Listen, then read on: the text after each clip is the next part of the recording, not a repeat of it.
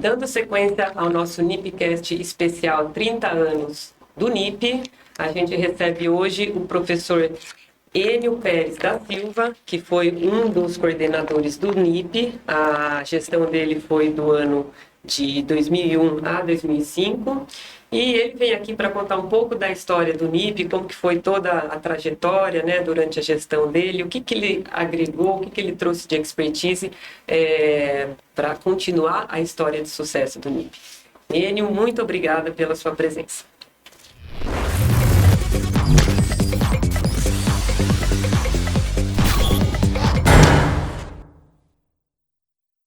Então, o NIP foi criado lá em 92, foi montado o regimento, na verdade, criou-se em dezembro de 92, mas a publicação do regimento foi sair em dezembro de 93, né? Então, ele estava criado em 92, mas o regimento foi oficializado em que tinha que passar 93. nas instâncias da universidade. Então, isso levou todo um ano, e até por isso que a gente está fazendo esse ano todo de comemoração, porque a gente está considerando que o nascimento do NIP, até chegar lá e ter o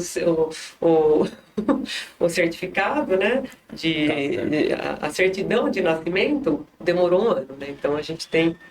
tem uns pais que demoram para batizar os filhos, né?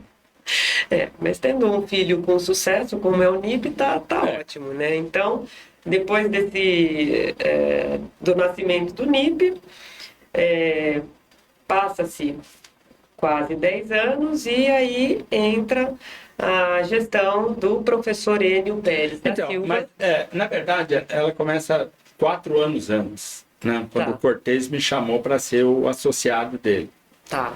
Porque eu estava coordenando o planejamento energético. E eu sou muito avesso a esse negócio de cargo, sabe? Essa parte burocrática, de administração. Tem gente que gosta, tem gente que nasceu para isso, sabe? Não é o meu caso, sabe? Então, não gosto. A coordenação do planejamento energético lá da mecânica já foi meio complicado, porque eu não era da mecânica, eu era da física. Eu era um professor, né, colaborador, credenciado, tudo, tinha minha disciplina, tinha meus alunos, mas eu não fazia parte do corpo docente da FEM, que é onde o curso está até hoje abrigado ali, né? Porque as coisas ali também eram muito confuso. Só que depois que eu fui perceber que os cursos de pós-graduação, eles são meio à parte do instituto. Ele tem regras próprias, né? E lá na mecânica era tudo muito embolado. Sabe, o departamento dava palpite no curso. Isso não é assim em outros lugares, não. Tá? Mas, enfim. Eu estava lá, eu fui meio que convidado, intimado a ser o coordenador, porque há uma dificuldade de você ter pessoas disponíveis para essas funções. Porque realmente, sabe, você quer fazer pesquisa, orientar, tal, tem aquela burocracia, papelada, relatório. Nossa, aquele relatório até hoje é um horror. Relatório da CAPES, relatório não sei do que, o CIPEX, sabe? O DataCaps, que já teve também. Nossa, isso aí era um troço. Tá vendo? Exceção de saco. Muito grande. E havia, então, candidatos não eram frequentes. Aí você punha aí o cara ficava 2 anos, pronto, ficar mais 2, 4, aí tem que sair. Aí você tinha que intimar uma outra criatura a ir lá aceitar aquele papel. E eu fui meio assim, aí no começo eu falei, não, mas eu não posso, porque eu sou da... Não, foram lá, não, você pode. Então, aí assumi, porque eu também acho que cada um tem que dar a cota de sacrifício. Eu falei para a Carla, nessa gestão dela, eu falei, não, chegou a sua vez. Todo mundo, a minha geração já passou, todo mundo passou pela coordenação do curso, todos os professores. Agora é a sua geração, é você, o Joaquim, o Arnaldo, esse povo tem que passar também, né? Você vai passar, a sua cota de sacrifício. Né? Tá. Só fazendo um parênteses, essas pessoas são professores do curso de planejamento de sistemas energéticos, né? E a Carla, que ele está falando, é a atual coordenadora do programa de pós.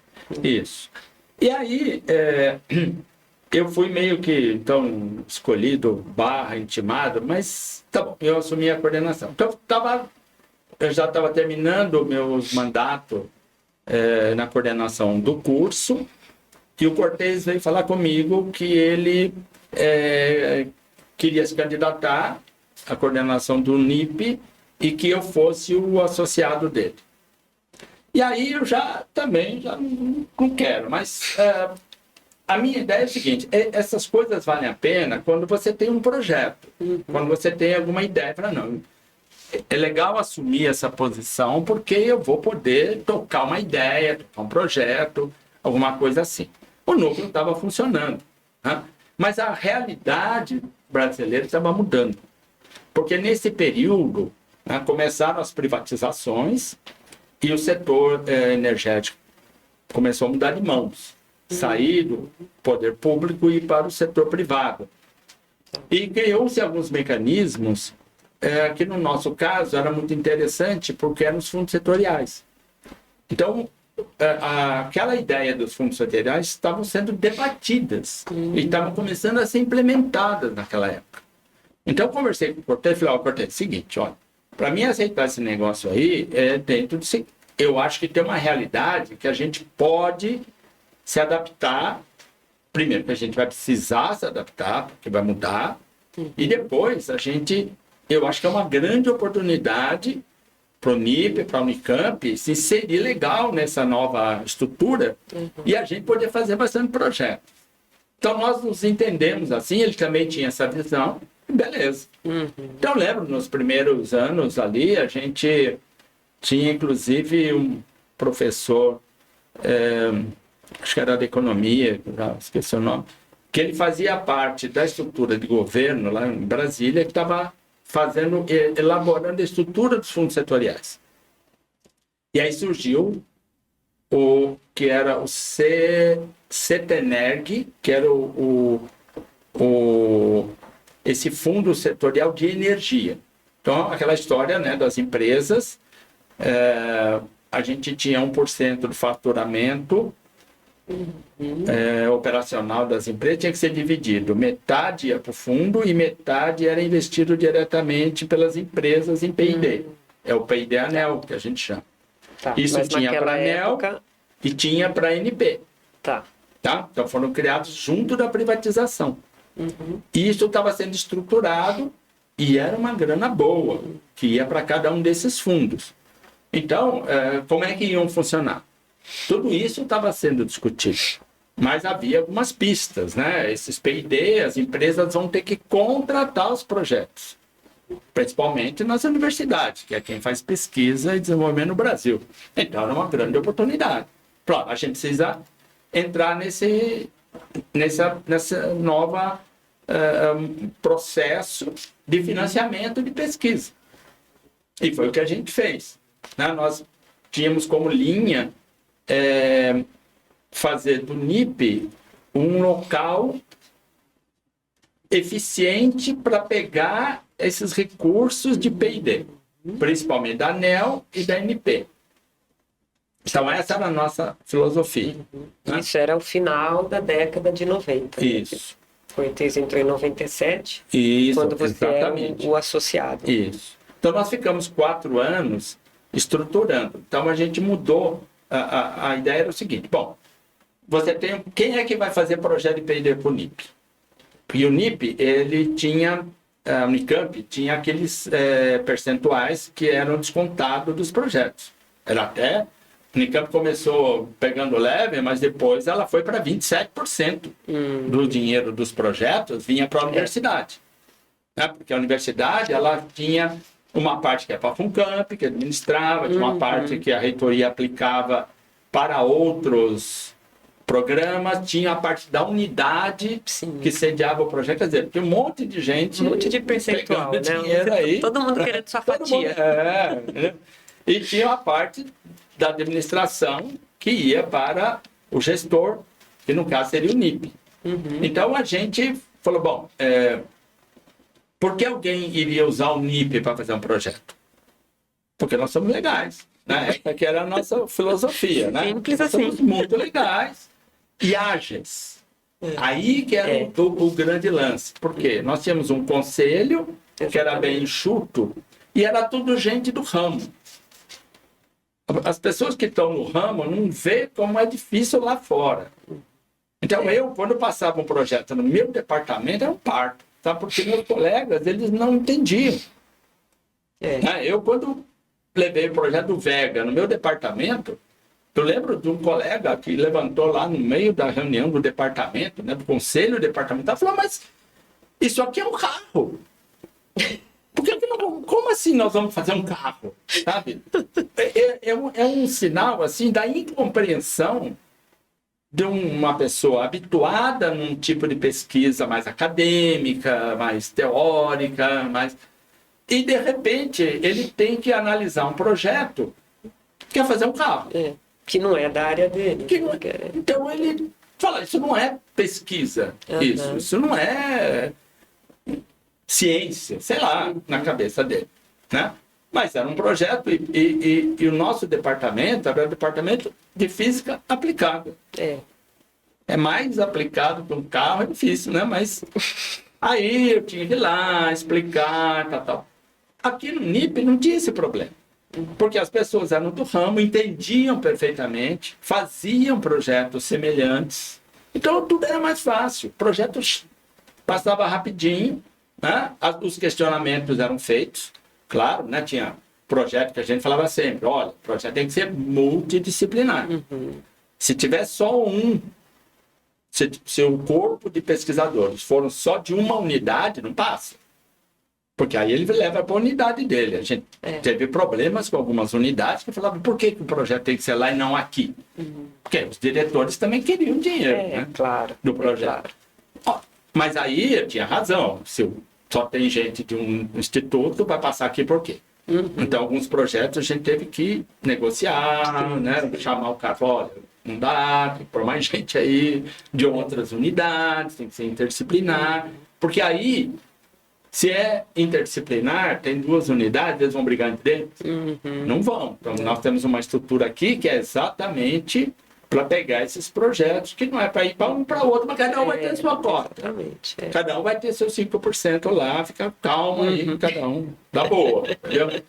Então, é essa ideia que a gente tinha, né, de facilitar, né, tramitar rapidamente os projetos e também colocar uma infraestrutura à disposição. O que é uma infraestrutura?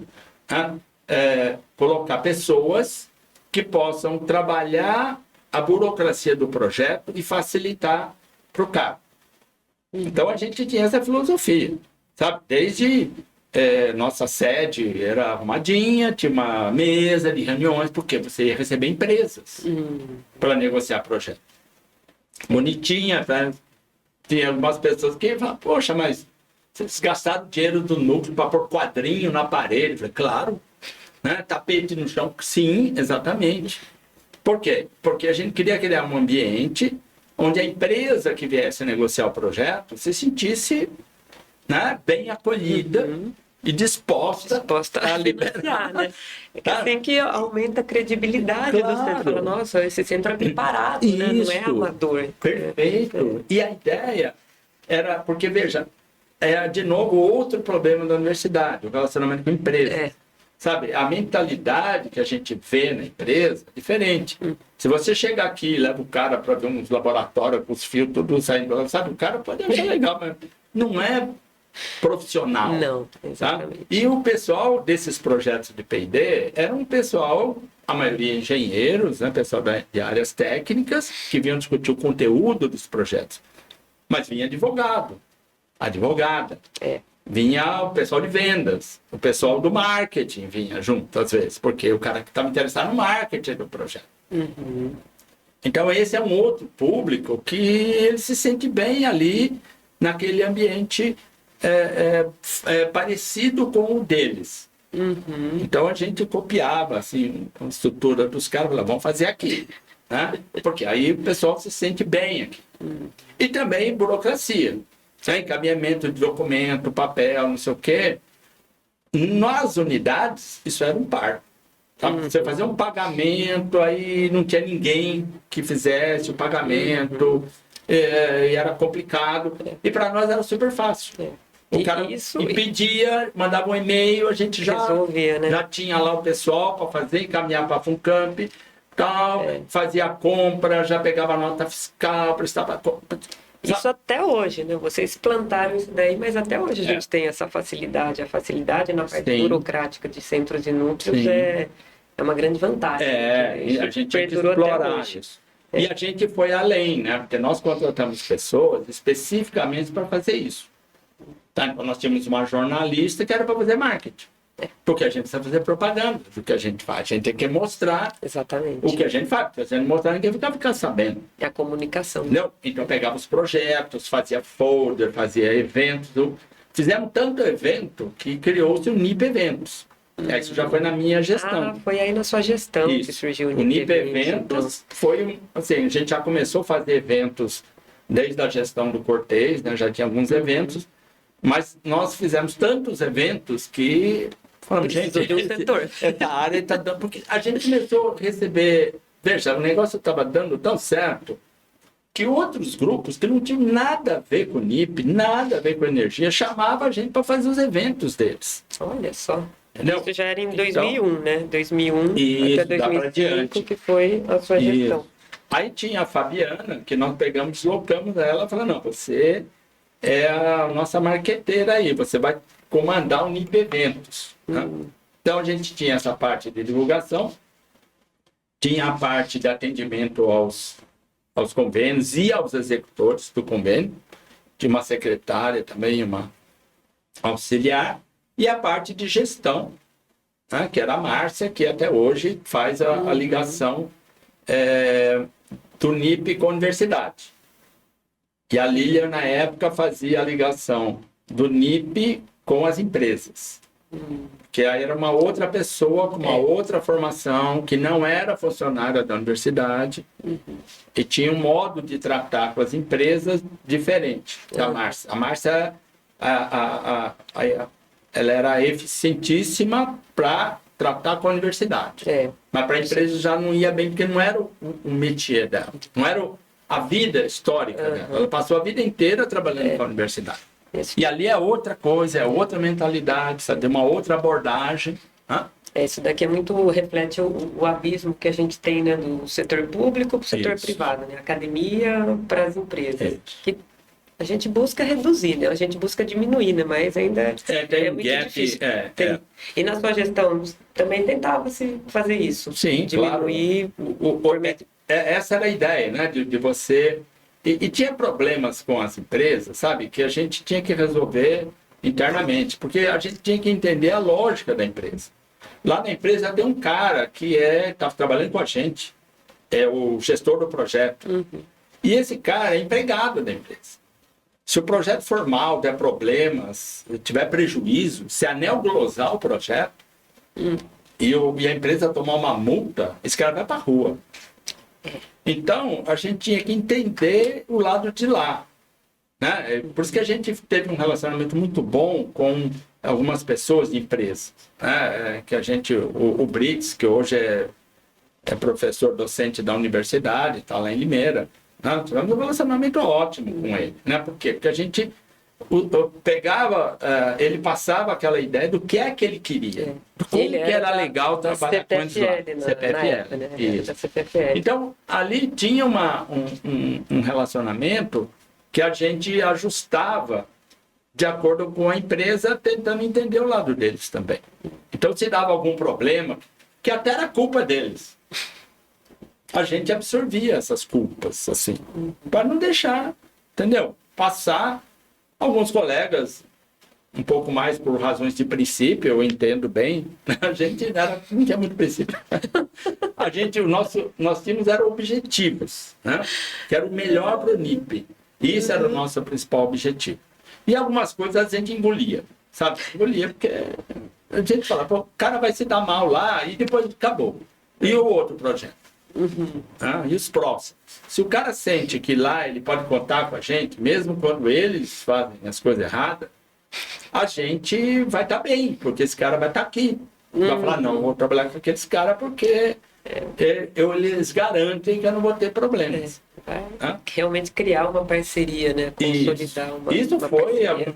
Eu tive que conversar com alguns colegas aqui, sabe? Tentar falar, olha, cara, veja Tanto é que bem... na sua gestão teve bastante projeto de P&D, ANEEL Sim. aprovado, né? Então, aí que tinha essa coisa. Primeiro que foi teve uma conjunção de fatores. Né? Naquela época, e depois com a gestão do Rossi, que o Rossi, a gente tinha acabou instaurando um pouco essa política de fica um coordenador e um associado. Acabou a gestão desse, o associado passa a ser coordenador e chama um outro cara que provavelmente é o que vai receber o bastão lá na frente. Isso vigorou, parece uma política café com leite, assim, né? Mas também não havia, era meio natural isso, porque o adjunto, ele se envolvia nos problemas. Então, ele era um cara preparado para dar sequência naquilo que estava lá. E isso aconteceu durante 12 anos, que foi a passagem, eu com o Cortez, depois eu com o Rossi e depois o Rossi. Então foi os vice, né, os adjuntos, assumindo a coordenação na sequência. Tá. E nós vivemos esse boom dos projetos de P&D. E nós, é resultado dessa filosofia que nós implantamos, porque nós otimizamos o núcleo para pegar esse dinheiro. E conseguimos realmente muitos recursos por esses projetos. E esses fez com que o núcleo tivesse um recurso movimentado na universidade importante. Né? A gente perdia para o CEPETRO e para o convênio do SUS. Todos os outros eram o terceiro colocado na lista era nós. Lembrando que você perde do petróleo, um centro de petróleo, que é possível perder do petróleo, né? O SUS é o SUS, né? O SUS é gigante, né? Um projeto que precisa dar dinheiro para atender a universidade. Então a gente chegou numa época, a gente estava muito bem colocado ali, os recursos que a gente aumentava, a quantidade de projetos era significativa. E o recurso, ele pagava uma parte da equipe do núcleo que não era funcionário do campo. Então, essas pessoas a mais que nós trouxemos não eram da universidade. Eram de projetos. Então, nós montamos uma estrutura que tinha também essa dependência. Para mim, não era muita novidade, porque meu laboratório era assim. Nós tínhamos uma produção de hidrogênio, e fazíamos o serviço de purificação, de ultrapurificação do hidrogênio, tal, que a gente vendia, né? Recebíamos recursos, e meu pessoal era todo dependente disso, com algumas exceções. Tinha lá 4 pessoas, mas a gente era em 15. Então, esse pessoal estava preso ao serviço, né, que era feito através da FUNCAMP. Eles recebiam CLT, Olerite da FUNCAMP. E o núcleo também tinha assim, também era assim. Então, é um modelo assim de gestão que significa para o pessoal o seguinte: olha, esse sucesso que a gente pode ter é a garantia da sua permanência. Se nós vacilarmos, vocês estão fora. Tá? Então, isso é um pouco diferente da estrutura da universidade, onde o cara é estatutário e ele está ali, se for, tá bem, tem segurança. Essa segurança pode não parecer, né? Porque tem exceções. Sim. Tem pessoas que seguras, mas parece que não estão. E tem pessoas inseguras que parece que estão seguras também. Né? Não estou nem aí, né? Mas, enfim, como regra geral, era essa a ideia. E aí, eu acho que tem uma coisa que eu também conversei com o Cortez, porque já era uma ideia de trabalho que eu já tinha muito tempo que eu aplicava no meu laboratório. Então, quando eu comecei, eu assumi a coordenação do laboratório em 83. Então, em 93, 97, eu já tinha 15 anos de já casa. Estava com experiência, né? Nesse modelo de trabalho. E aí eu via os meus colegas que tinham laboratórios e como eles gestionavam, também gestão de departamentos. E eu tinha uma visão muito clara de como fazer uma coisa. Se eu fosse fazer, eu faria desse jeito, e não daquele jeito. E eu diria assim, que, a grosso modo, de forma mais simplificada, tem 2 modelos de gestão. É um modelo que eu chamo interna e o modelo que eu chamo externo. Então, o modelo interno, ele visa, né, o administrador visa a otimizar a sua questão interna, reduzir os custos, por exemplo, no caso, otimizar funcionários, trabalhar com equipe enxuta, menos gente, sabe? Tudo muito ajustado, e aí você tem baixo custo.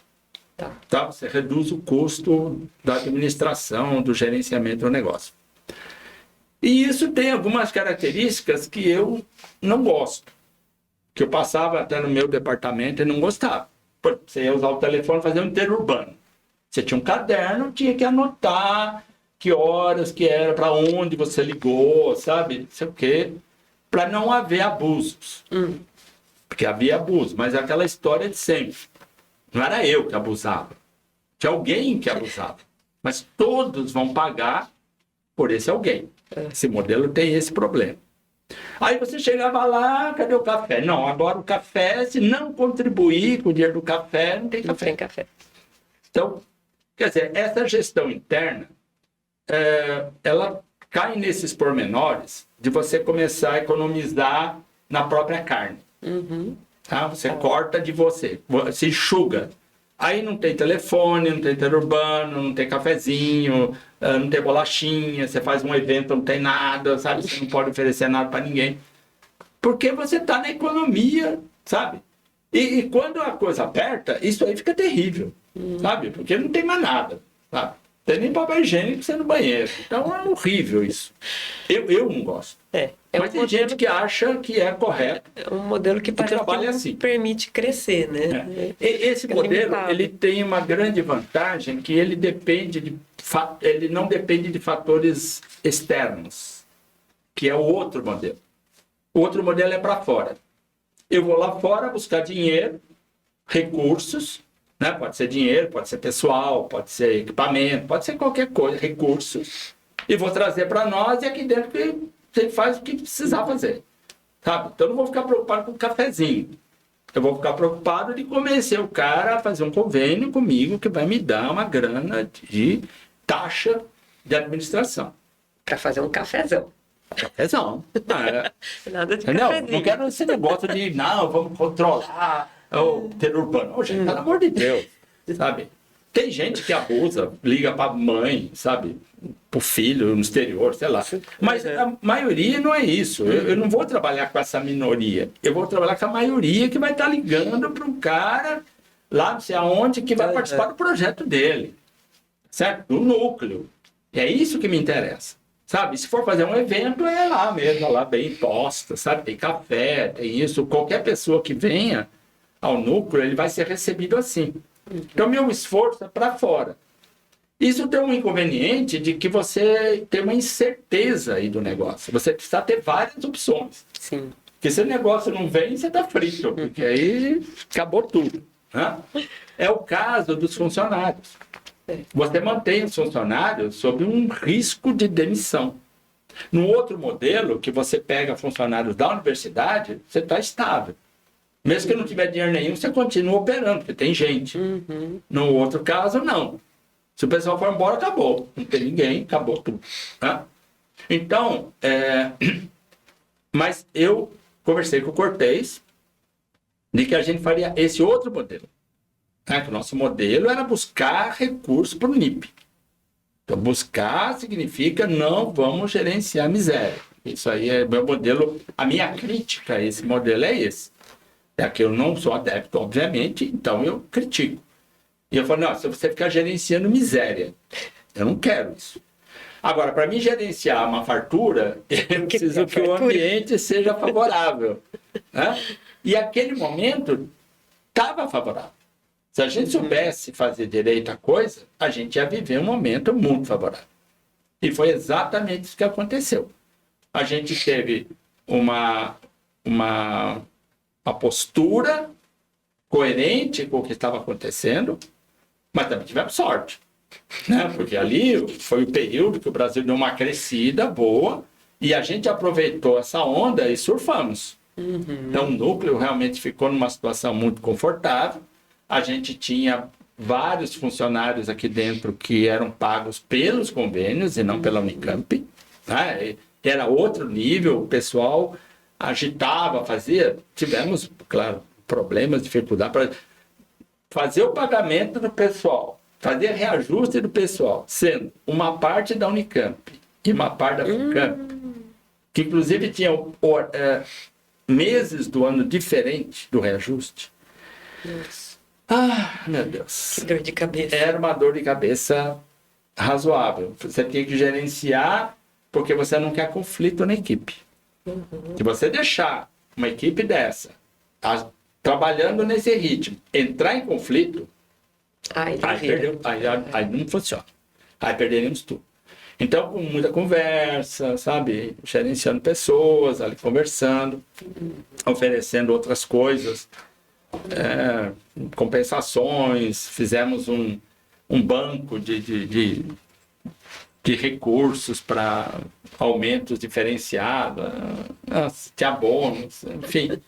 Era uma ginástica, mas dependia só da gente gerenciar isso. E um pouco da boa vontade das pessoas. E eu acho que a gente também deu sorte, né? Também tivemos competência para ter pessoas muito boas naquele momento, né? Uma pessoa que era da Unicamp, que nos ajudou bastante, porque ele controlava a parte da grana do NIP. Era o Mário Sensig, que era um funcionário da física, que passou para o NIP e ele gerenciava essa parte. Então, cada pessoa que gerenciava uma parte tinha uma auxiliar, que era para dar suporte, para ajudar. E a gente tinha esses 4 núcleos, né? A parte financeira, a parte de eventos, a parte de administração empresa, administração universidade. E cada um tinha um auxiliar que podia. No caso da Márcia, ela sempre tinha uma guardinha, né? Que era o modelo que a universidade disponibilizava, uma guardinha. Né? Não sei se era patrulheira naquela época. Tinha esse nome. Hoje é patrulheira. Patrulheira, guardinha. Para nós era auxiliar da secretaria do núcleo. Claro, era a secretaria. E a Márcia sempre, ela achava que tinha problema, ela sempre pedia que fossem meninas. Então, nós tivemos um monte de ajudantes lá para a Márcia. A Lilian tinha a dela, e o Mário Sensig tinha um rapaz, e a Viana, que cuidava da parte de marketing, tinha a Fernanda.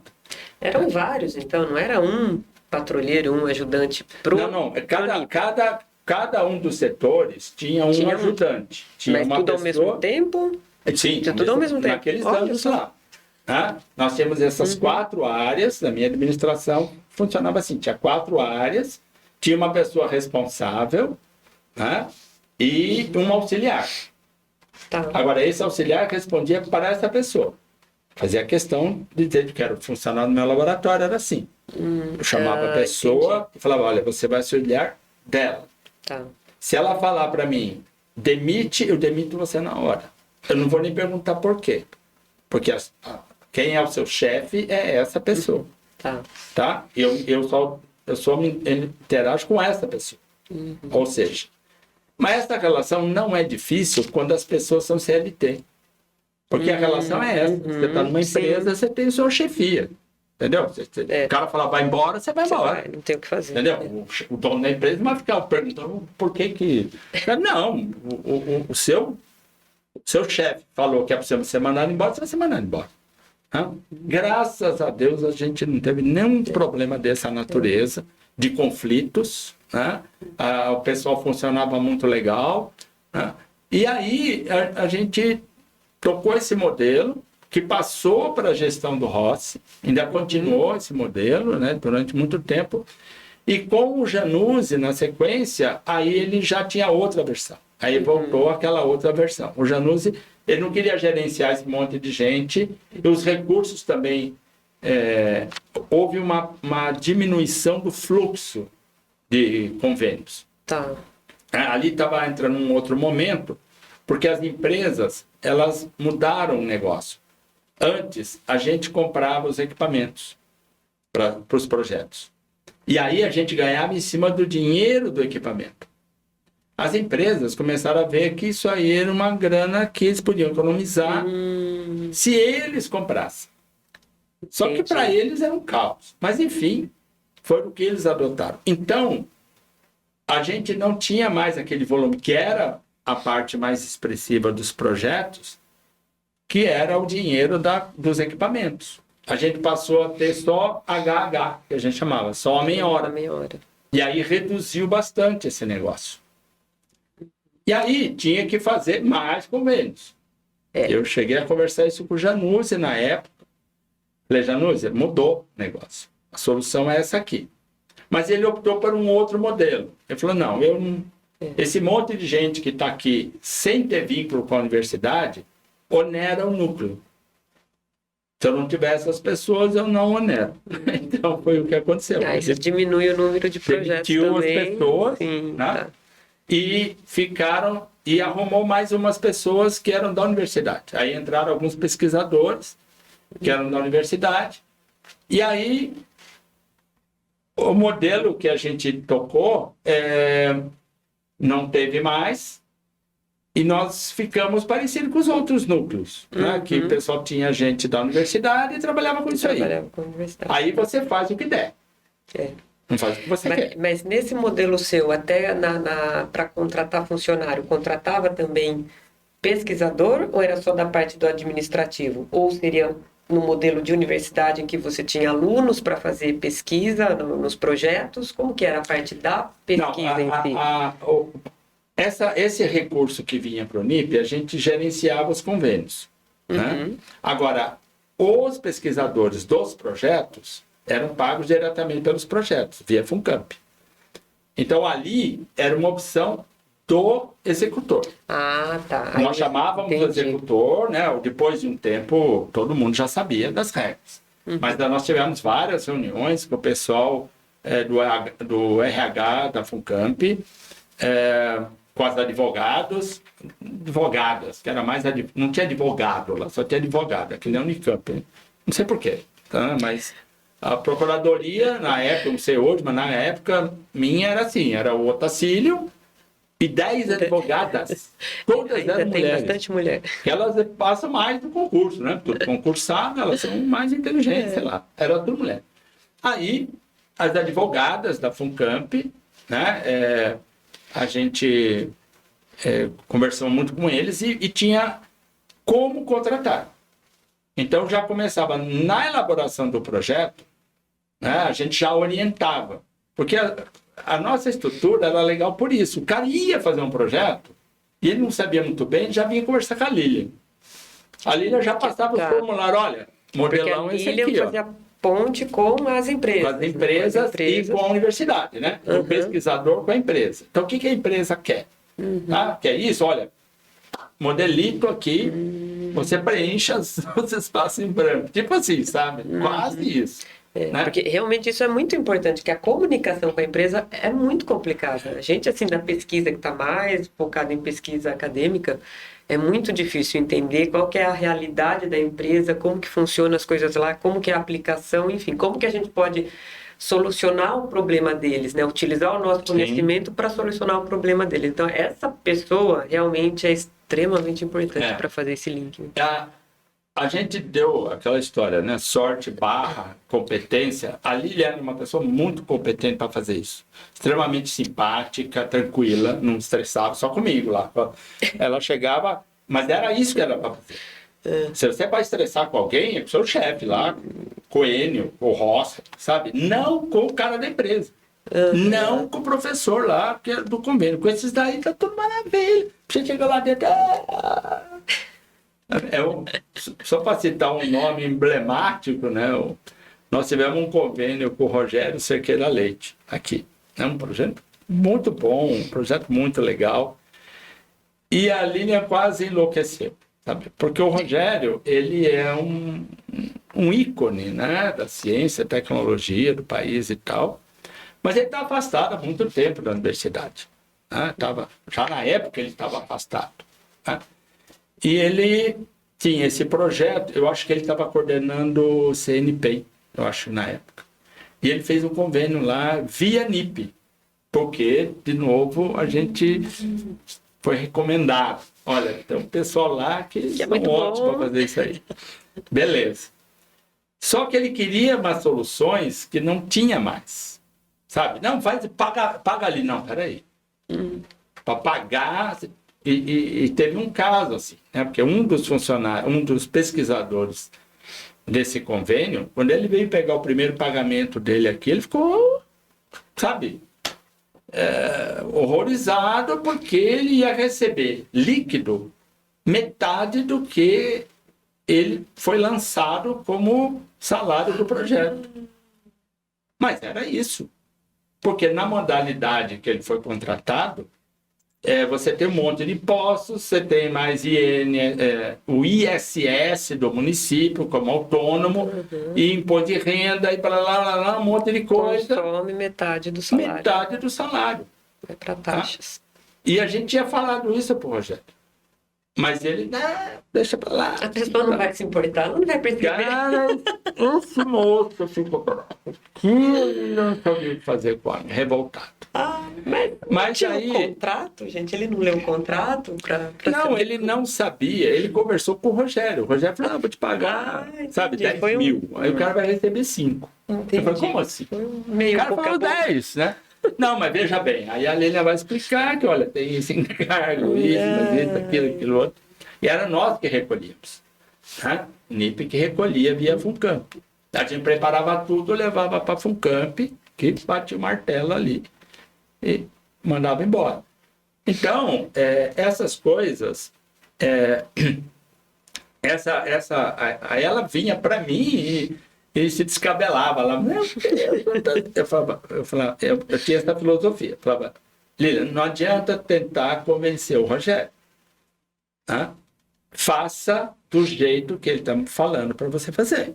Se ele mandou fazer, você faz. Só pegue isso por escrito.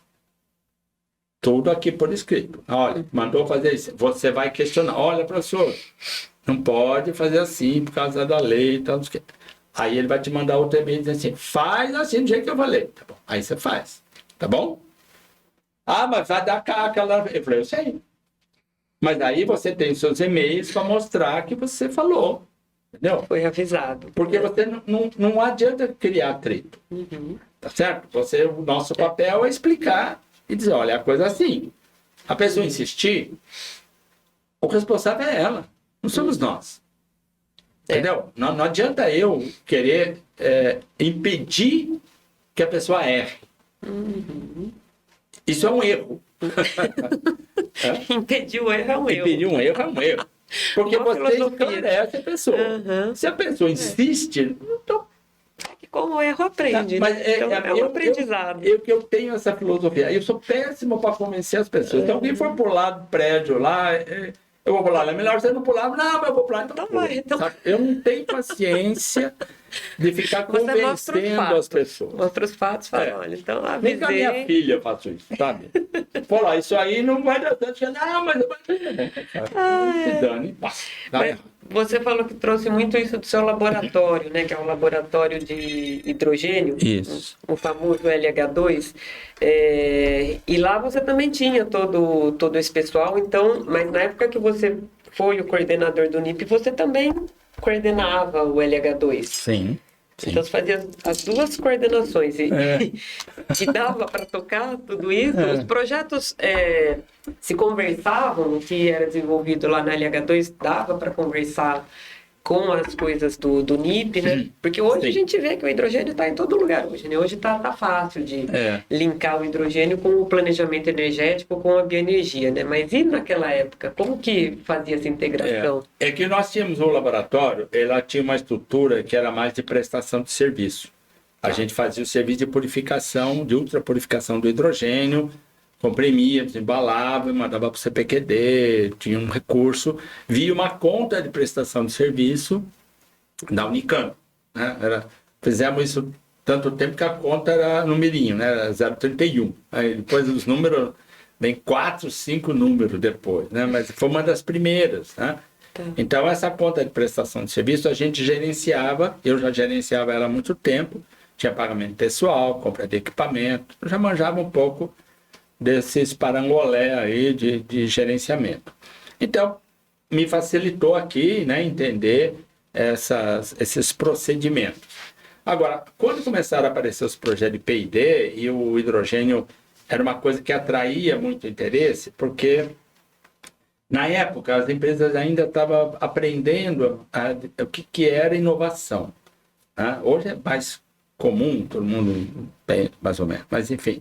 Na época, eles tinham medo de fazer um projeto de P&D, e mandar para a ANEEL e depois a ANEEL glosar. E eles perderam o dinheiro. Perderem, maneira de dizer, que na verdade o dinheiro não ia contar para aquela cota que eles tinham que gastar anualmente. Então ali no começo era difícil. Os projetos eram anuais, sabe? Então eram 12 meses. Era horrível isso aí, porque você tinha que começar e acabar. Né? Só para tramitar aqui dentro da universidade eram 12 meses. Né? Você faz ideia. Né? Era como... Não, eu continuo igual. Eu já cansaram de me falar, não, agora está diferente. Eu falo, não está diferente. Enfim. Mas eles... E aí, esse medo de que o projeto fosse considerado como não inovação fazia com que o hidrogênio tivesse esse atrativo. Porque o hidrogênio era... Hoje, você vê como é. Hoje, então, o hidrogênio verde até já é mais comum. Mas na época era um negócio exótico. Lá para o futuro. Disruptivo, né? Disruptivo. Era uma super inovação. Se você colocasse hidrogênio no negócio... Não, tranquilo que é inovação. Não há dificuldade nenhuma em provar para a ANEEL que se trata de um troço altamente inovador. Então, nós tínhamos uma demanda boa de projetos na área de hidrogênio e eu trouxe para o NIP esses projetos. Porque ela me envolvia gente pessoas, docentes, pesquisadores da FEM. Meus alunos eram da FEM. E da elétrica, alguns, né? Da agrícola, eram multidisciplinares. Alguns tinham umas partes sociais que envolvia o pessoal do IFISH, né? Do NEPAM, fizemos vários projetos com o NEPAM. Então eu trazia para o NIP. Né? Isso me criou um problema sério na física. Né? Como eu disse, né? Não só na física. O pessoal da mecânica tinha problema com o diretor da mecânica. O pessoal da elétrica, problema com o diretor da elétrica. Cada um tinha o seu diretor ali. E o meu jogou muito pesado uma época lá e atrasou os convênios em 1 ano a mais da burocracia. Eu tive projeto que demorou 2 anos para ser aprovado. Nossa. Por conta desse jogo, né? Que o diretor da época queria o dinheiro dele. Caramba. Mas ele não deixou claro isso para mim no início. E eu fiquei esperando a aprovação. E ele não aprovava. Né? E aí, até um dia que depois de muito tempo, ele me chamou para conversar, porque o projeto estava na mão dele. Ele estava segurando. Ele chamou para conversar e falou francamente. Olha, o problema é o seguinte, olha. A gente quer grana. Assim, não foi nesse termo, claro. Foi um pouco mais sutil. A gente quer grana aqui, entendeu? Eu falei, bom, então tá, ué. Dinheiro não é problema, não é problema. Falei, é isso que você quer? Então tá bom, o que você quer? Entendeu? Não, porque nós precisamos de dinheiro para isso, para aquilo, onde eu faço para você, tranquilo. Manda lá para conta para nós que eu pago isso aí. Aí ele falou, não, então você faz o seguinte, você acerta com o chefe do seu departamento.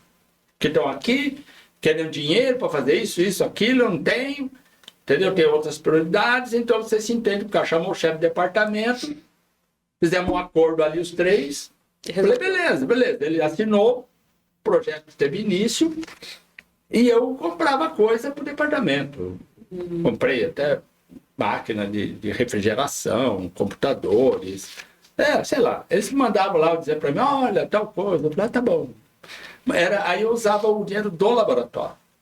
No caso do LH2. Do LH2, porque o dinheiro caía na conta nossa, né, do laboratório de hidrogênio. Tá. Então, mas veja, esse tipo de coisa é aquilo que são as dificuldades internas do relacionamento universidade-empresa.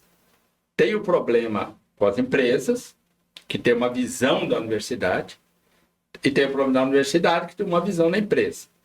E tem as dificuldades que nós mesmos criamos. Né? E essa dificuldade, ela foi crescendo ao longo dos anos. Né? A burocracia foi aumentando significativamente. Os primeiros anos de projetos, nossa, era uma facilidade de fazer. Tanto aqui como nas empresas. Era uma facilidade, os caras liberavam dinheiro, caía na conta, você comprava as coisas e tal, depois você fazia a prestação de contas e basta. Nossa, assim, pá. Depois começaram os problemas, sabe? Você não podia mais comprar, você tinha que pedir para o Funcamp comprar. Aí eles iam fazer uma licitação, você tinha que mandar uma licitação, mas eles refaziam a licitação para ver se você não estava mentindo, sabe? Gente, começou a ficar muito difícil. Aí veio aquela ruptura que as empresas começaram elas a comprar. Aí o problema foi para lá. Tive um convênio com a CPFL que atrasou um ano, porque o setor de compras deles estava começando a fazer compras e ele não sabia o que eram aquelas coisas que a gente estava comprando. Só transferiu o problema, então. Aí eu descobri que essas empresas, elas compram coisas, mas é muito da mesma coisa. Então eles têm uma listagem de equipamentos e coisas para comprar que eles já sabem tudo. E é sempre a mesma coisa. Então, precisa comprar um transformador. Tá bom, o transformador tem tal empresa, eles atualizam a cotação, tal, manda para lá, o chefe aprova, né, compra. Agora chega lá uma célula combustível para o cara comprar. Ele não faz a mínima ideia do que é isso. Mas tem que comprar. Ele tem que comprar, porque ele tem que aprender como que compra isso. Nossa, você não faz ideia. Confusão.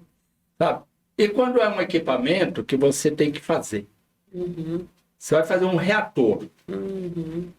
Então, pegar um reator. Você tem que falar com a empresa, negociar e tal. Aí o cara vai oferecer, o cara tem que comprar o reator. Ele não sabe o que é isso. Não tem. Ele falou, mas você não tem que comprar, você tem que pagar o cara que fez. Nossa, isso é muito esquisito. Então, essas dificuldades, né, tomam muito tempo da gente. A gente passa um tempo tão grande gerenciando essas coisas, pro lado de lá e pro lado de cá, que se você for olhar o que a gente gastou fazendo pesquisa, olha, dá 10, 20% isso do daí tempo. Consome muito tempo. Eu vou até te falar que tem projeto seu aqui que é de 2012, que é com a CPFL, e os equipamentos estão aqui, comprados pela CPFL, então não estão patrimoniados aqui na Unicamp. A Unicamp não tem patrimônio. A gente entra em contato com a CPFL, não está lá na CPFL também. Então, assim, está no limbo.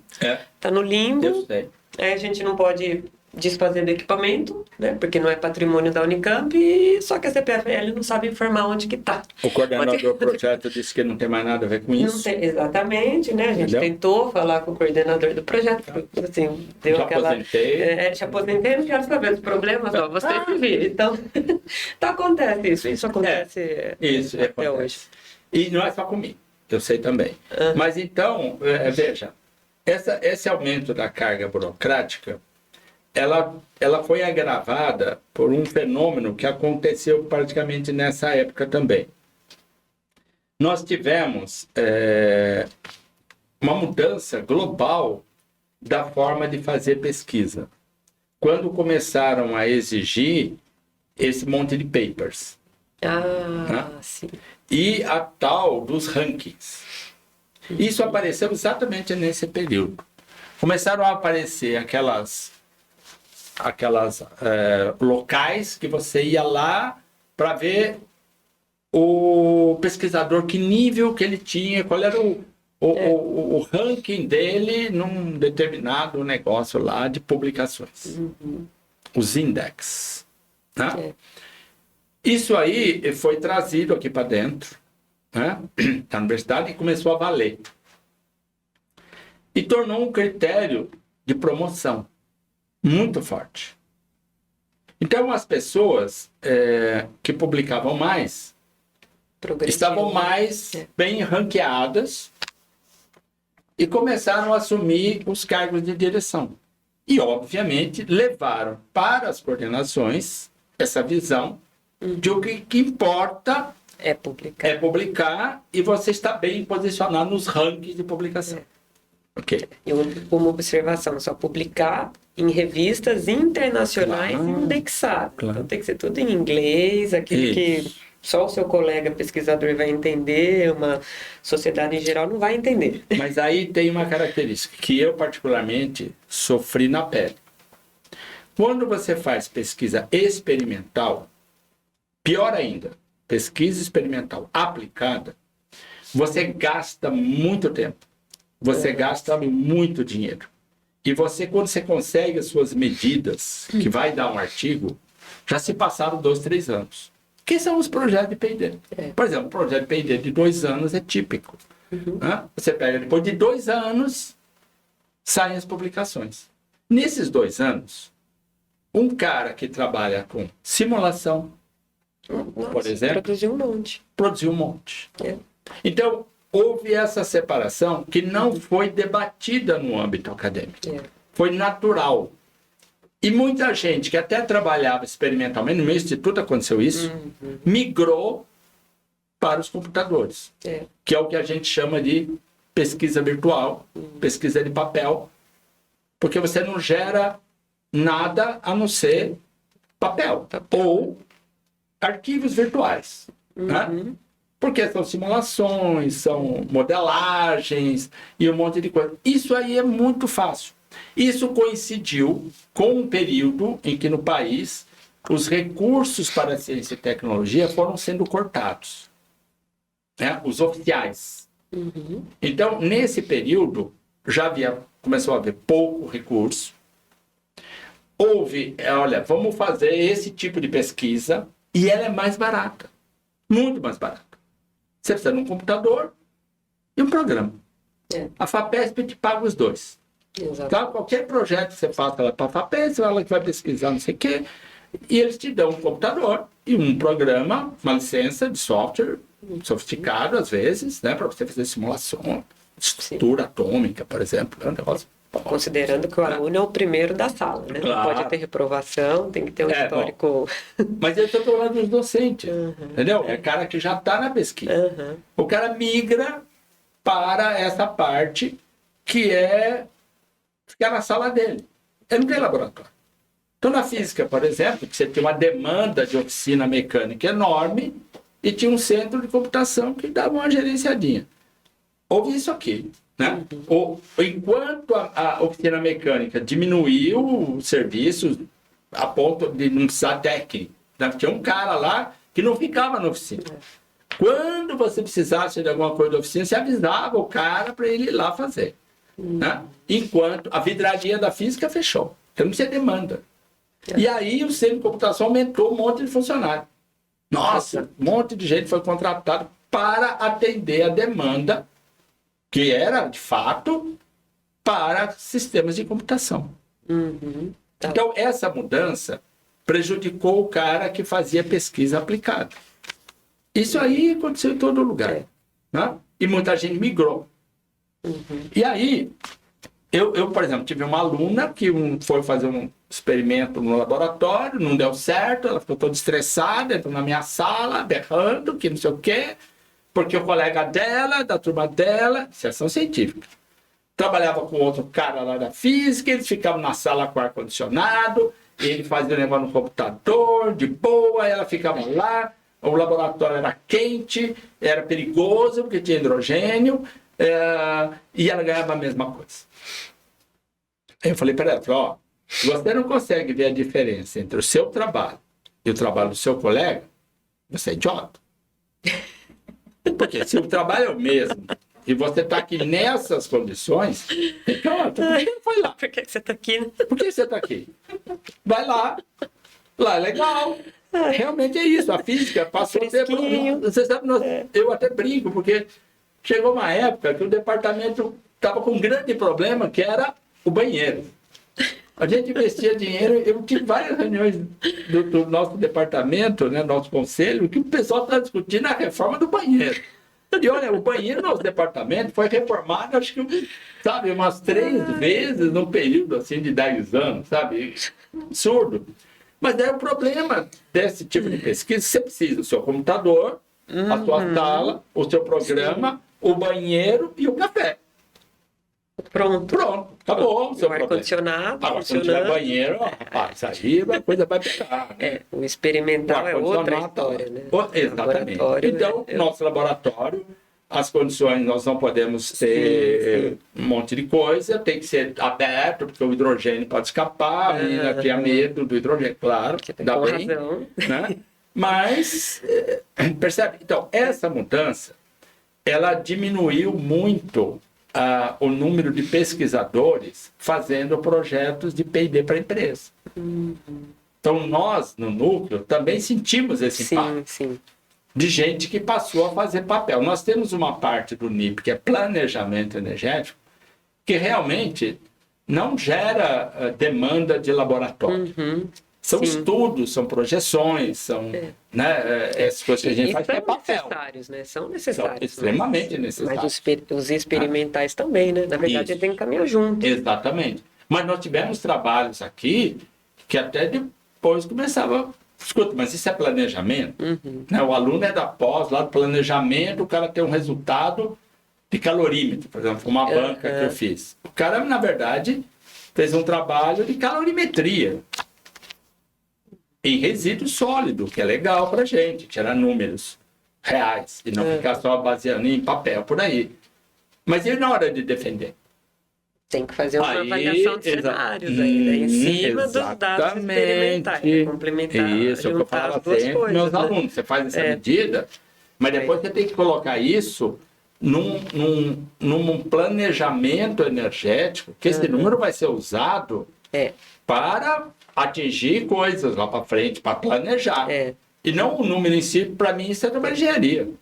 Isso é a ideia de fazê-los entender aonde vai ser aplicado. Né? Que acho que é muito importante. Não fazer no frasquinho por fazer, né? Mas o legal é quando você tem esse número experimental e você compara com o número de catálogo, por exemplo, que é literatura.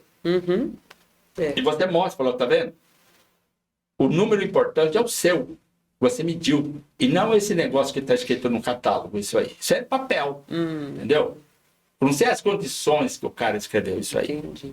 Agora, o número experimental é fato. É fato. Tá? Não tem o que discutir. O número é esse, ponto. Você tem que tentar entender o que é aquele número. Isso. Você vai usá-lo nesses modelos de projeção, essa história toda. Legal. Mas você não pode deixar de fazer essa parte.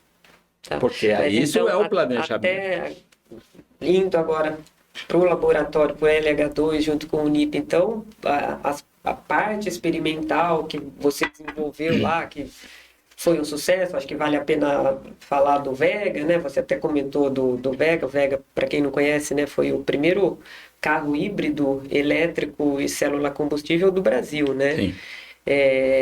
Então, mas assim, até com base nos dados experimentais, havia essa questão do planejamento energético por trás também. Né? Porque meus alunos eram do planejamento. Mas trabalhavam no LH2. Isso, e nos projetos do NIP. E nos projetos do NIP, tá. E algumas bolsas eram pagas pelos projetos. Né? Tinha bolsas institucionais, que vinha da FEM, e tinha as bolsas dos projetos, que pagava os meus alunos. Né? Então, tinha que juntar tudo esse negócio e obter uma sinergia, porque senão enlouquecia. Né? Então, tinha que haver uma sinergia entre isso e os alunos, eles estavam dentro de um plano de absorver a tecnologia e tal, e a partir de um certo momento a gente começou a sinalizar que eles terminando o mestrado e o doutorado, o que viria depois seria a empresa deles. Então acho que esse modelo de gestão incentiva até, inclusive, o lado empreendedor dos alunos. Sim, né? Lógico, aquele que já tem uma predisposição, pode até criar, né? Mas tanto é que você teve alunos que montaram startups, não? Sim, eu tenho agora na terceira empresa das minhas alunas. Teve a Hytron, que era um pessoal mais técnico, que trabalhava com as tecnologias do laboratório, e também eram projetos do NIP. Né?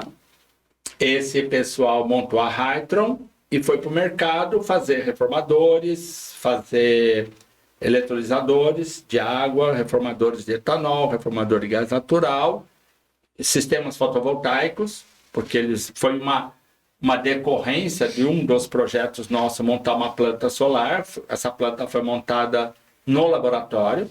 Então, essa tecnologia de montar essa planta, que planta fotovoltaica assim, né? A gente é 7,5 kW.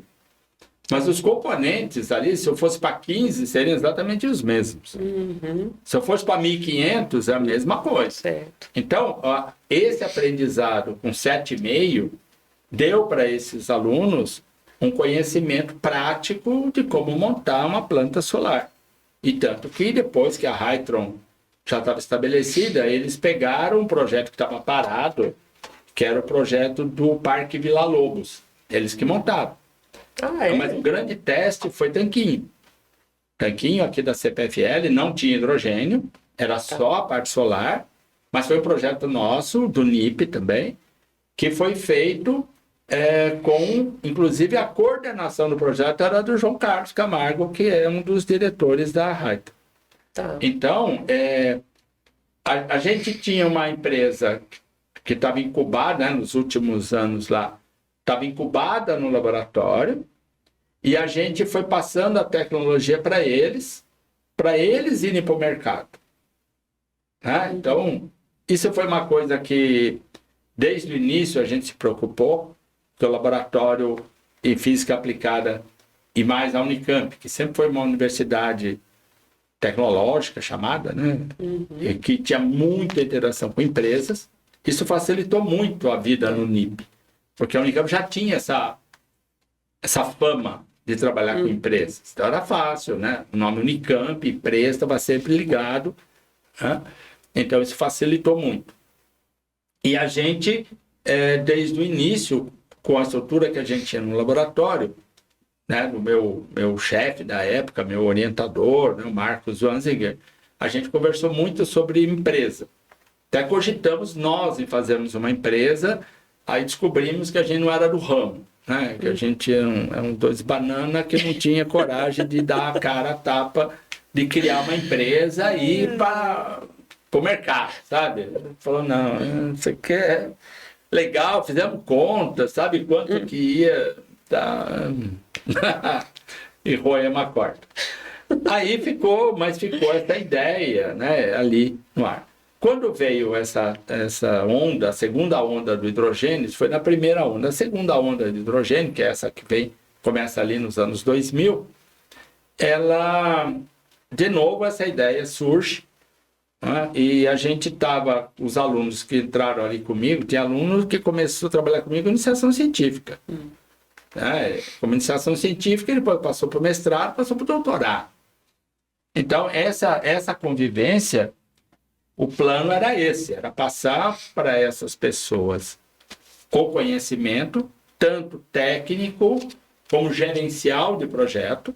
Então, no começo eles eram HH dos projetos, né? Eles faziam seus trabalhos e tal, e eram pagos pelo projeto. Criaram a empresa prestava serviço para os projetos, então o NIP pagava a Hytron, né, por exemplo, via o convênio, e a Hytron era uma prestadora de serviço, e depois inverteu. Aí o projeto era da Hytron, e o laboratório era prestador de serviço. Entendi. Via Funcamp, a gente prestava serviço com HH. E eles usavam a infraestrutura toda ali. Até eles montaram a empresa deles. Está lá instalada em Sumaré. E aí eles foram embora. Final de 2015, eles se graduaram e o prédio ficou pronto e eles passaram para lá. Então, é um modelo um pouco diferente, mas a gente até tentou. Aqui, por exemplo, quando eles criaram a empresa no papel, a ideia era ficar incubada na Unicamp, na incubadora aqui da Unicamp. Nós fomos lá, conversamos, fizemos o processo seletivo, né? Porque eu, como o lado da Unicamp, né? E eles, como empresa, fizemos um projeto e tal. Fomos aprovados, fomos aceitos lá. Mas a área que a Unicamp disponibilizava não dava para fazer. Era uma portinha lá, era mais para gente de software, sabe? Até hoje, assim. Aí, e a gente ia fazer máquina, nem cabia lá dentro. Né? E mais, segundo andar, vai desabar tudo isso aqui. Aí eles, então, não deu certo. Eles foram para o Ciatec, que fica ali do outro lado da Dom Pedro, que é da prefeitura de Campinas. Mas é a mesma coisa, uma incubadora de empresa. Então eles se localizaram lá fisicamente. A ideia de levar as coisas para lá acabou não dando muito certo, né? Algumas coisas foram, mas o vínculo com o laboratório era muito forte. Então eles acabaram ficando mais aqui do que lá. Então a empresa acabou se graduando dentro da Unicamp. Aí nós fizemos um outro modelo que hoje a Unicamp tem, que é você chamar a empresa para vir para dentro da universidade e trabalhar junto com laboratórios aqui. Sim. Esse modelo tem hoje. Sim. Mas nós fizemos sem querer lá, naquela época, lá nos anos 2015 até 2015. Então eles faziam um projeto lá dentro, nós tivemos que colocar isso nos projetos. Então tinha uma cláusula que dizia que a Unicamp cedia o espaço para a realização do projeto. Apesar da gente nem estar mais gerenciando o projeto, mas era parceira, executora. Então, aí a gente tentou, então nós mudamos essa posição. A Unicamp passou a ser prestadora de serviço para o projeto. E quando eles mudaram, quando eles se graduaram, eles praticamente continuaram fazendo o que estavam fazendo aqui. Então não houve uma ruptura do fato deles serem agora uma empresa estabelecida no mercado, não era muito diferente. Então eles fizeram um acordo lá, uma parceria com um pessoal que veio do CPQD, que também fazia projetos, e aí começaram a fazer projetos. Então, alavancou. E aí eu estava na sequência eu estava já aposentado, eu comecei a trabalhar em projetos fora da Unicamp. Porque o que a gente conseguia fazer nessa tecnologia dentro da universidade tinha se esgotado. Não tinha mais o que fazer. Atingiu a fronteira, né, o limite dessa fronteira. E as dificuldades aqui dentro estavam muito grandes. Né? Porque a gente tinha que gerar energia e pôr na rede, por exemplo. Nossa, um caos. Até imagina. Nós tivemos que desligar o laboratório da rede da Unicamp para poder ensaiar a nossa planta solar. Nossa. Né? Então, não dá. Ficou difícil. Ficou muito difícil. A gente produziu hidrogênio, nós tínhamos um retificador que chegava até 8 kW. Mas a escala agora, né, você vê, trabalhando em projetos que vai a 300 kW. Então, não tem a mínima chance de fazer isso aqui dentro da universidade. Tem capacidade, né? Então, a gente foi para fora. Mas aí, conseguimos, por exemplo, num dos projetos, contratar a Hydron para fornecer um equipamento para o projeto. Foi muito top, porque foi o primeiro eletrolisador PEM de capacidade de 100 kW feito no Brasil. E hoje, que essa tecnologia, eles escalaram ela para 1 megawatt, que é o projeto que eles estão fazendo para a EDP no Porto de Pecém. Não, isso é muito recompensador, né? Ver que o conhecimento que é gerado aqui na academia é aplicado com sucesso lá fora, né? Então, o único problema foi que os alemães compraram. Não é mais uma empresa nacional. Isso daí já é problema de Brasil como um todo, né? Eu falo sempre que esse é o paradoxo do jogador de futebol, né? Você cata, identifica o moleque lá, nossa, top, a joia cara, brasileira. Aplica, incentiva o cara, treina, ele se torna um baita jogador e vai embora do exterior. Mas isso está acontecendo com pesquisador também, profissional, né? Sai também. daqui e vai lá para fora. As condições que a gente dá que não existem. É, né? é muito difícil. Então, eu gosto de citar, mas é mais óbvio, são a forma que os chineses fazem a coisa, porque eles também estavam num nível parecido com a gente, né? A gente estava melhor que eles, né? Nas últimas décadas, eles passaram, a gente foram embora. Passaram. Mas é uma estrutura politicamente complicada deles, mas em termos de desenvolvimento científico e tecnológico, a gente tem que olhar e falar, poxa, né?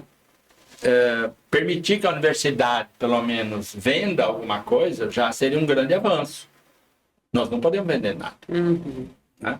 Até onde eu sei, isso não mudou, que era a minha época. A gente não vendia hidrogênio.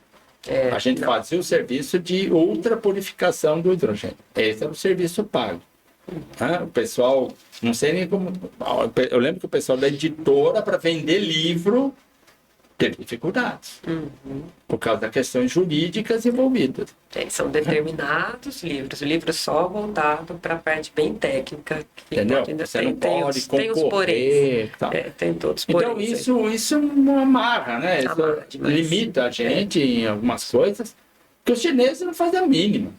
As universidades lá criaram equipamentos, tem gasificadores com o nome da universidade, e eles venderam no mercado, ganharam dinheiro, investiram na universidade, melhoraram os cursos, sabe? A gente é muito engessado nesse aspecto aí. E é engraçado porque não é um fator externo. Somos nós mesmos que inventamos. Por isso que é problema Brasil mesmo. Brasil e tem um problema também que é nosso aqui da universidade. Como a gente faz? Né? Eu fico abismado, eu até brinco, né? Que eu falo assim, gente, quando vocês se reúnem, aí os conselhos do departamento, do instituto, até da pós-graduação, quando você reúne a comissão, gente, não é obrigatório aprovar uma nova regra. Não tem lugar nenhum dizendo, olha, toda vez que vocês se reunirem, vocês têm que aprovar alguma coisa nova aí, entendeu? E mudar alguma coisa. Não tem essa obrigação. Vocês podem chegar lá, discutir os problemas que vocês já têm, né? E depois falar amenidades e ir embora para casa. Discutir, Você não precisa fazer uma nova portaria, uma nova resolução. Porque parece que esse povo acha que tem obrigação. Porque todo dia eles mudam as regras. O último aluno meu que foi fazer a defesa de mestrado, ele chegou com um monte de novidades. Eu falei, mas o que é isso? Sabe? Não, o primeiro foi há um tempo atrás que mudaram, só citando um exemplo. Eu olhei as disciplinas que ele fez de doutorado, eu falei, nossa, tá faltando uma disciplina. Ele falou, não, tá tudo certo. Eu entrei na página lá, tava tudo certo. Eu falei, ué. Aí, falei com a Carla, né, a coordenadora. Não, mudou a regra, agora não é mais. Agora é menos. Mudaram lá. Sabe? Aí, depois, foi defender um menino, aí tem que passar a dissertação por um programa que vai dizer o grau de cópia que ele fez, plágio, de plágio. Alto Me plágio. senti ofendido, mas enfim. É uma nova regra. Eu falei que eu não ia mais orientar, aí pegaram, quem tinha que fazer isso era o orientador. Sim. Aí eu falei, olha, não vou mais orientar ninguém. Tá? Pronto, chega, não vou. Vocês querem muito demais, não dá. Aí falaram, não, mudou uma regra. Quem tem que fazer isso é o aluno. Então tá bom. Então dá trabalho para passaram o problema, que era mesmo que estava reclamando, passaram para o aluno, que é o coitado, tem que fazer um monte de coisa, vai fazer mais isso aí. Mas esse trabalho. Ele tem que verificar se o que ele escrever é plágio dele. Não, isso daí é lastimável, isso daí. Eu falei, bom, se eu tiver que fazer mais alguma coisa, eu tô fora. Não, desiste. É muita regra. Muita. Reuniu, sai uma regra nova. Então você percebe que isso é um tiro no pé da gente mesmo. Aí era um tal de criar comissão disso e comissão daquilo, e todos os projetos, convênios, tinha que passar por essas comissões. Não rende. Entendeu? Então não dá, gente. Percebe? Nós estamos criando dificuldade para nós mesmos. Para nós mesmos. E aí eu acho que tem uma história que me deixou estarrecido quando eu vi, mas um colega nosso da Unicamp que pediu demissão décadas atrás, foi embora. Eu não aguento isso aqui, foi embora. E ele deu uma entrevista, um depoimento, numa dessas questões de relacionamento universidade-empresa, né, das milhares que eu assisto, que eu participo, desde que eu entrei no meio acadêmico, né, tem negócios sobre a questão da universidade-empresa.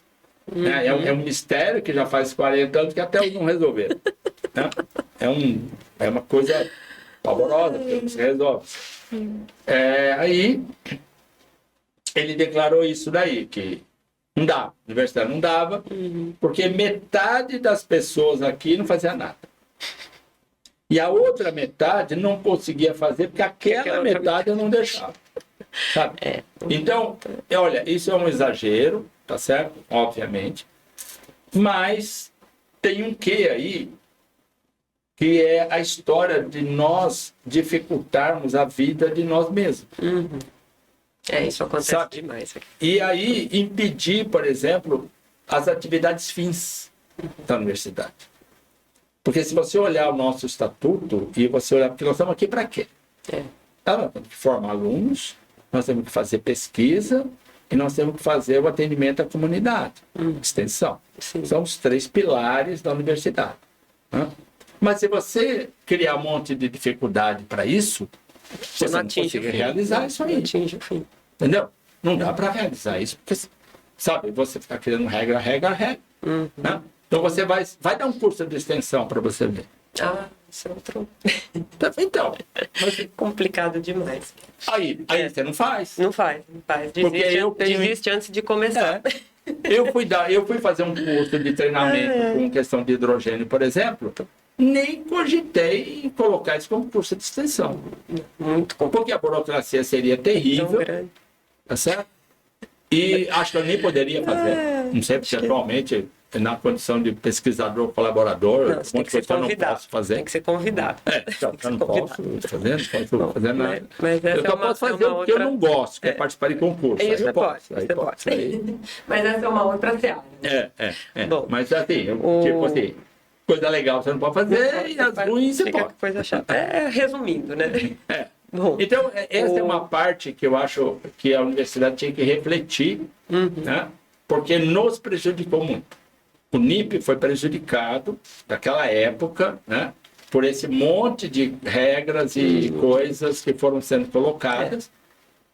Tem uma conjuntura que se modificou, como eu falei, né? Os convênios começaram a se modificar, mas teve essa parte externa e teve essa parte interna.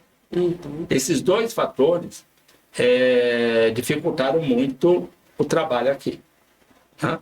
Aí eu falo, bom, é hora de ir embora. Partiu. Porque a pior coisa do mundo é quando você tem que fazer uma coisa e você sabe que não, já teve uma época que não era assim, que era melhor. Sabe? Isso aí, eu falo sempre do problema do melão. Sabe? Esse para mim é o exemplo mais... O melão que existia na minha época era o melão caipira, que é chamado hoje. Que ele tem um aroma forte, delicioso, mas não resiste porque tem uma casquinha assim, você demora 2 dias para comer e estraga. Você transporta ele daqui ali, ele quebra. Então eles inventaram um monte de melões, né? Tem aí, você vai lá, tem 900 melões. São tudo ruins, perto daquele. Né? Mas a minha filha nunca comeu aquele. E se eu der aquele, ela não vai querer. Né? Então ela come aquele lá e acha maravilhoso. O problema sou eu. Que eu comi daquele e agora não gosto desse. Você já sabe o que é bom. Então a solução da humanidade é eu morrer. O dia que eu morrer, os caras que ficam reclamando que esses melões estão ruins, vai desaparecer. Você pode aplicar isso para várias coisas. Leite é a mesma coisa. Né? Eu fui dar leite de vaca mesmo, né? Leite integral, sem ser de caixinha, para minha filha, porque chama leite de caixinha. Ela odiou, entendeu? Falei, você tá louca, esse leite que você toma não tem gosto de nada, isso aí não é nem gosto de leite tem. Tá? Mas é isso que ela gosta. Porque é o que ela conhece. Então o problema é essa geração que tem que morrer. Né? Se você morrer, resolveu o para problema. de reclamar. E aí, essa geração que fica aí vai ficar com leite de caixinha. Vai. E não vai acontecer o que aconteceu com o menino lá, o dia que ele viu que o leite Sai era da tirado vaca. da vaca, ele não tomou mais leite. Porque o leite, para ele, é da caixinha. Exatamente. Nunca imaginou que era um troço que saía daquele bicho e ele estava tomando aquele negócio e não parou de tomar. O papo está muito bom, mas a gente vai encerrar por aqui. Enio, quero agradecer muito a sua participação aqui. Foi muito Eu que bom agradeço. escutar um pouco mais sobre como foi a história do NIP, né? Aventura, Essa uma aventura. aventura. Foi uma aventura muito bom, muito produtivo. Obrigada mesmo, viu? Eu que agradeço a oportunidade, estou à disposição. Né? Como sempre, estive. O NIP é uma coisa que eu trago para minha vida com muito carinho. Ok, muito obrigada. E vocês, pessoal, até a próxima. Não deixe de nos acompanhar nas redes e até mais.